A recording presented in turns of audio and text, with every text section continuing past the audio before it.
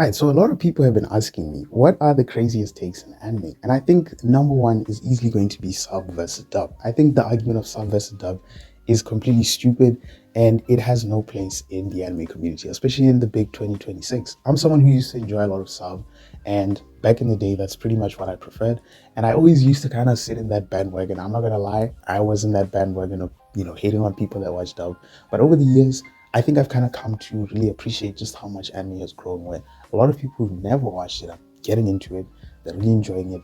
And I think it really doesn't matter how you're experiencing anime as long as you can experience. And I think when it comes to dub, that's kind of the whole point of dub, is to support for people that are not interested in sub, right? People that want to understand and really appreciate a specific show in their own language. So I think the sub versus dub debate is pretty stupid.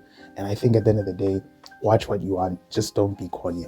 Another anime hot take that I would bring, this one is a lot more related to Demon Slayer, but I think people saying that Demon Slayer is a simple story and carried by animation, matter of fact, the entire take of carried by animation, that just pisses me off. Now, it does depend from story to story. I think a good example of this is Solo Leveling. I think as much as Solo Leveling is a pretty great story, and a lot of people who are getting into anime, they're actually watching Solo Leveling and they think it's cool. I think that's great, but for someone like me who's into a lot more captivating stories, Solo Leveling isn't necessarily for me because I don't like the stakes. I don't like how everything's easy for Sanjinu. But with Demon Slayer, it's different. And maybe I have a bias, but let me tell you this. I don't like how people say it is carried by animation.